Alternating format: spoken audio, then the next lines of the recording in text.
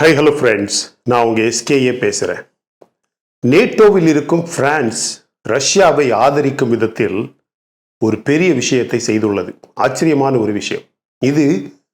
NATO நாடுகளில், NATO குழுவில் ஒரு பெரிய பிரிவினையை, ஒரு பெரிய சிக்கலை ஏற்படுத்தியுள்ளது.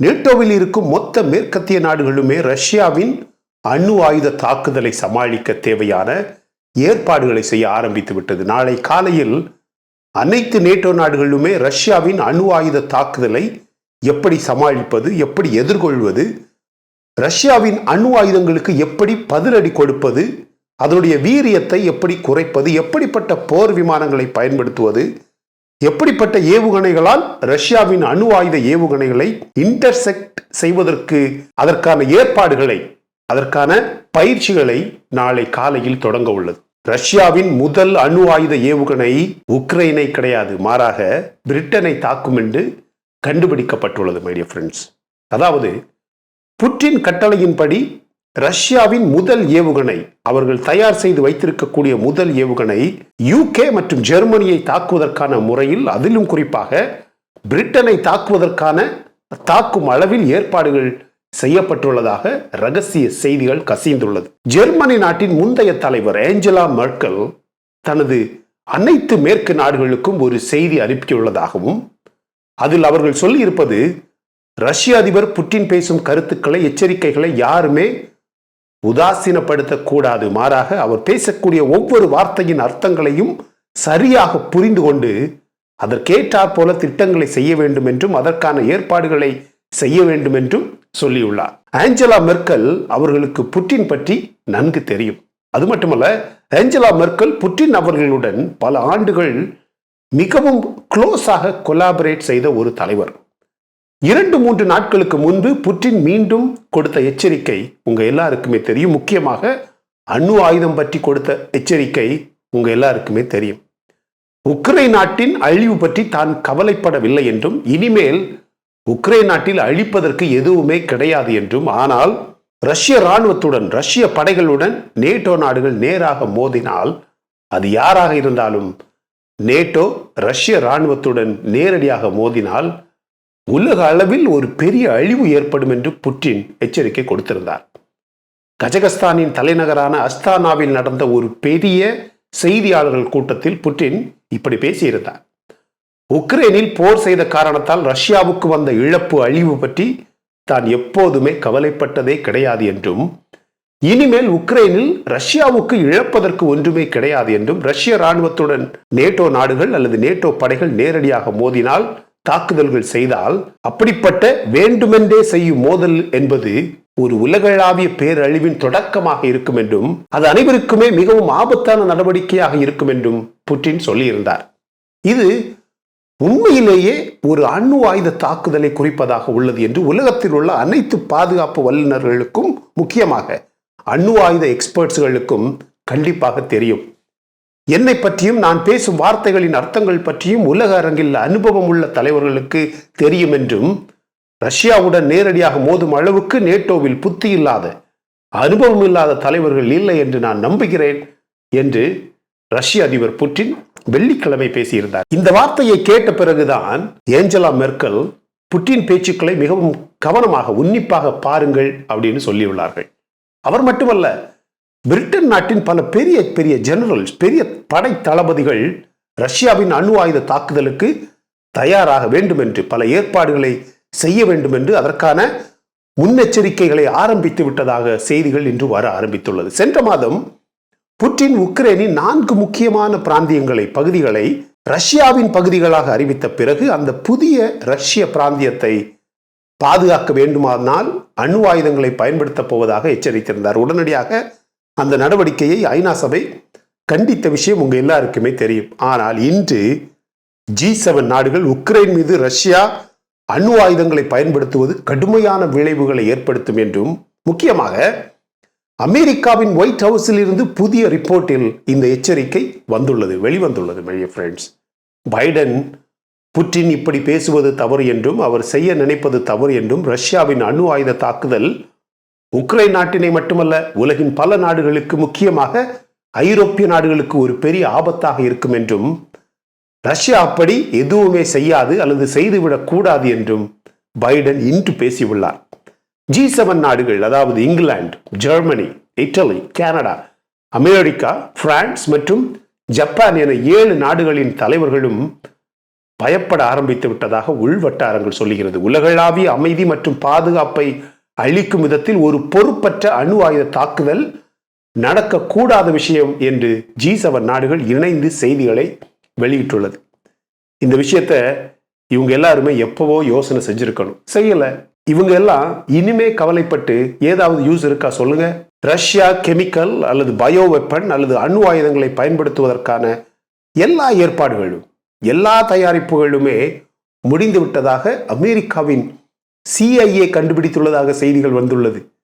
உக்ரைனில் ரஷ்யாவின் போர் இதுவரை இல்லாத அளவுக்கு தீவிரமடைந்த விஷயம் அமெரிக்காவுக்கு நன்கு தெரிந்து விட்டது. அதாவது ரஷ்யா இன்னும் கண்டிப்பாக அணு ஆயுதங்களை பயன்படுத்தும் என்று அமெரிக்கா நம்புவதற்கான மிக முக்கிய காரணம், ரஷ்யாவின் இராணுவம் கணிசமான முறையில் சக்தி குறைந்து தோல்வியை சந்திக்கும் நிலையில் இருப்பதாகவும், அப்படியானால் புட்டினுக்கு வேறு வழியே இல்லாமல் அணு ஆயுதங்களை அல்லது கெமிக்கல் ஆயுதங்களை அல்லது பயோ வெப்பன் போன்ற ஆயுதங்களை பயன்படுத்த அதிகமான வாய்ப்புகள் இருப்பதாக அமெரிக்காவே கண்டுபிடித்துள்ளதாக அமெரிக்கா ரிப்போர்ட்ஸ் வெளியிட்டுள்ளது. ஆனால் ரஷ்யாவின் படைகளின் சக்தி குறைந்தது என்று சொல்வது சுத்த பொய். ஏனென்றால் 2 வாரங்களுக்கு முன்புதான் புட்டின் 3 லட்சம் புதிய வீரர்களை போர்க்களத்தில் இறக்கினார்.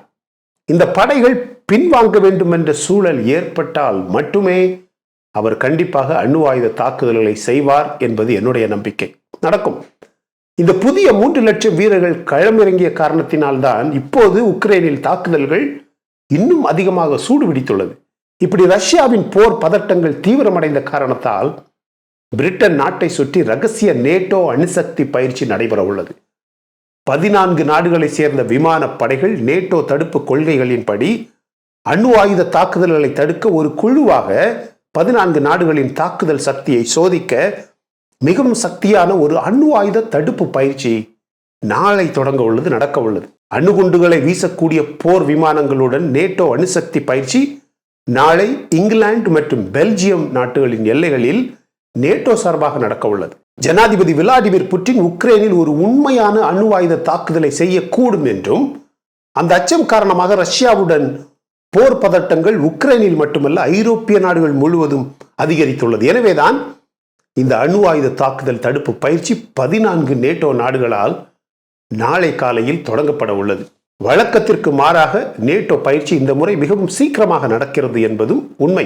ரஷ்ய தாக்குதல் திடீரென நடப்பதற்கு முன்பு அதற்கான தடுப்பு ஏற்பாடுகள் நடக்க வேண்டும் என்று இந்த பயிற்சி விரைவாக தொடங்க உள்ளது. சுமார் 14 நாடுகளை சேர்ந்த விமானப்படைகள் நாளை வரவுள்ளது. வடமேற்கு ஐரோப்பாவில் சுமார் 60 போர் விமானங்கள் இந்த பயிற்சியில் இருக்கும். பெல்ஜியம், ஜெர்மனி, பிரிட்டன் போன்ற நாடுகளின் போர் விமானங்கள், அமெரிக்காவால் கொடுக்கப்பட்ட B-61 பாம்ஸ், அமெரிக்காவின் B-52 பாம்பர்ஸ் குண்டுவீச்சு விமானங்களும் இந்த போர் பயிற்சியில் பங்கேற்கும். எரிபொருள் நிரப்பும் போர் விமானங்கள் மற்றும் உளவு விமானங்கள் என பல போர் விமானங்கள் இந்த 60 போர் விமானங்களால் வழி நடத்தப்படும். அணு ஆயுத தாக்குதல்களை தடுக்க நட்பு நாடுகளின் சக்தியை சோதிப்பதே இதன் நோக்கம் என்று சொல்லப்பட்டுள்ளது. இந்த அணுசக்தி தடுப்பு பயிற்சி ஒரு போர் கிடையாது என்றும், அது எப்போதுமே ஒரு போர் நடவடிக்கையாக மாறாது என்றும், மிகவும் பாதுகாப்பான பயிற்சியாக இருக்கும் என்றும் நேட்டோ ஒரு முக்கியமான அறிக்கையை வெளியிட்டுள்ளது.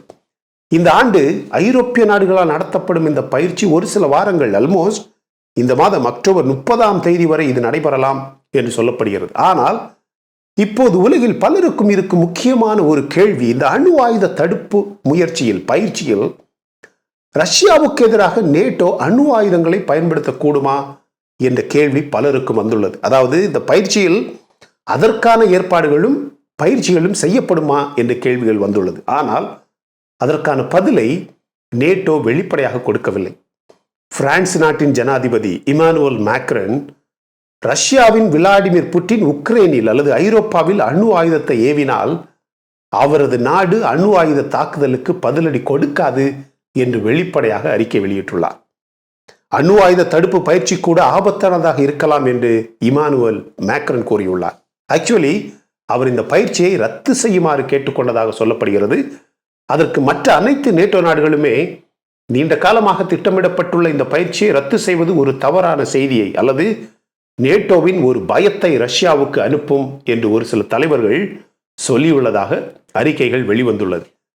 நேட்டோவின் 30 நட்பு நாடுகளில் 3 நாடுகளில் மட்டுமே, அதாவது அமெரிக்கா, இங்கிலாந்து மற்றும் பிரான்ஸ் ஆகிய 3 நாடுகளில் மட்டுமே அணு ஆயுதங்கள் உள்ளது. அது உங்க எல்லாருக்குமே தெரியும். ஆனால் அதில் பிரான்ஸ் இப்போது பங்கெடுக்க முடியாது என்று சொல்லிவிட்டது மை டியர் ஃப்ரெண்ட்ஸ். பொதுவாகவே பிரான்ஸ் இந்த ரஷ்யா உக்ரைன் போரில் அந்த நாட்டுக்கென ஒரு தனிப்பட்ட நடுநிலையை அல்லது ஒரு தனிப்பட்ட நிலைப்பாட்டினை கொண்டிருக்கு அப்படின்னு சொல்லலாம். அது மட்டுமல்ல, இந்த ரஷ்யா உக்ரைன் போர் தொடங்கிய காலத்தில் இருந்தே கடந்த 9 மாதங்களாக அது அமெரிக்காவாக இருந்தாலும் சரி, உக்ரைனாக இருந்தாலும் சரி, நேட்டோ நாடுகளாக இருந்தாலும், அந்த குழுவாக இருந்தாலும் சரி, பிரான்ஸ் எப்போதுமே அது சற்று தள்ளி இருப்பதாகவே நம்ம எல்லாருக்குமே புரியுது my dear friends. Russia, India போன்ற நாடுகள் அப்படின்னு வரும்போது இந்த போரில் முக்கியமாக ரஷ்யாவுக்கு எதிராக எந்த ஒரு தனிப்பட்ட கருத்தையுமே இதுவரை அட்லீஸ்ட் பிரான்ஸ் வெளியிடவில்லை என்பது உண்மை. மேக்ரான் அவருக்கென ஒரு நிலைப்பாட்டை கொண்டிருக்கிறார். பொதுவாகவே ரஷ்யா, இந்தியா போன்ற நாடுகளுடன் பிரான்ஸ் ஒரு நல்ல உறவு முறையில் இருக்கு அப்படின்னு சொல்லலாம். ஆனால் ரஷ்யாவுக்கு ஆதரவு என்ற முறையில் அந்த உறவினை பிரான்ஸ் நாட்டினால் மிகவும் வெளிப்படையாக காட்ட முடியவில்லை. ஏனென்றால் பிரான்ஸ் ஒரு நேட்டோ நாடு. ஆனால் இந்த விஷயத்தில் இந்த அணு ஆயுத தடுப்பு பயிற்சி அப்படிங்கிற இந்த பயிற்சியில் பிரான்ஸ் வெளிப்படையாக இது தேவையற்ற ஒரு விஷயம், இது எஸ்கலேட் ஆக வாய்ப்புள்ளது, இது மிஸ் அண்டர்ஸ்டாண்டிங் ஆக வாய்ப்புள்ளது, ரஷ்யா இதை தவறாக புரிந்து கொள்ளவும் வாய்ப்புள்ளது, அதுவே ஒரு அணு ஆயுத போரினை கொண்டு வர வாய்ப்புள்ளது அப்படின்னு மேக்ரான் சொல்லியிருக்கிறாரு. ஒருவேளை அப்படி ஒரு அணு ஆயுத போர் வந்தால் பிரான்ஸ் ரஷ்யாவுக்கு எதிராக அணு ஆயுத தாக்குதலை செய்யாது அப்படின்னு இப்பவே நேட்டோ நாடு பிரான்ஸ் இமானுவேல் மேக்ரான் சொல்லிவிட்டார் மை டியர் ஃப்ரெண்ட்ஸ். ஸோ உலக அளவில் ஒரு அணு ஆயுத போர் அப்படின்னு வரும்போது இந்த பக்கம் ரஷ்யா, சைனா, இந்தியா என 3 முக்கியமான நாடுகளிடம் அணு ஆயுதம் இருக்கிற விஷயம் உங்க எல்லாருக்குமே தெரியும். ஆனா அந்த பக்கம் நேட்டோ குழுவில் மொத்தம் 3 நாடுகளிடம், இங்கிலாந்து, அமெரிக்கா, பிரான்ஸ் என இந்த 3 நாடுகளிடம் மட்டுமே அணு ஆயுதம் இருக்கு. ஆனா அதுல அந்த 3 நாடுகளில் பிரான்ஸ் இப்போது ரஷ்யாவுக்கு எதிராக அணு ஆயுதம் பயன்படுத்தாது அப்படின்னு சொல்லியாச்சு. ஆக மீதி இருக்கிறது வெறும் இங்கிலாந்து அண்ட் அமெரிக்கா.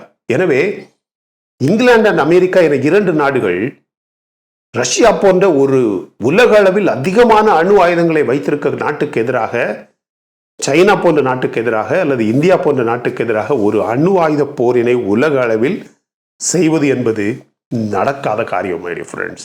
அதனால தான் புட்டின் இந்த போரை இன்னும் மும்முரமாக செய்ய தொடங்கியுள்ளார், தாக்குதலை வீரியப்படுத்தியுள்ளார்.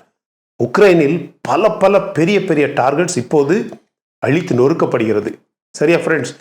இந்த 3 நாடுகள், அதாவது இந்த இங்கிலாந்து, அமெரிக்கா, இந்த பக்கம் ரஷ்யா, இந்தியா, சைனா, இப்படி ஒரு அணு ஆயுத போர் வந்தா அந்த போர் எப்படி இருக்கும்?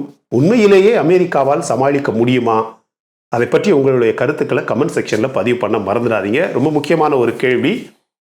இந்த வீடியோ உங்களுக்கு பிடிச்சிருந்தா லைக் பண்ணுங்க. இன்னும் நம்ம சேனலை சப்ஸ்கிரைப் பண்ணலன்னா மற்ற வீடியோஸ் பாருங்க, உங்களுக்கு கண்டிப்பா பிடிக்கும். பிடிச்சிருந்தா மட்டும் சப்ஸ்கிரைப் பண்ணா போதும் my dear friends. Thank you so much my dear friends for watching all my videos and supporting my channel. Until I come back with my next awesome video, it's bye bye from Suresh. Stay safe, stay positive, stay active and stay fit. And always dream big in your life. நம்மளால் எப்பவுமே எதையுமே சாதிக்க முடியும், செய்ய முடியும் அப்படின்னு நம்ம first நம்பணும் my dear friends. And as I always say, please take care of your parents at home. உங்க அப்பா அம்மாவை வீட்டிலே வச்சு நல்லா பார்த்துக்குங்க ஃப்ரெண்ட்ஸ். Thank you.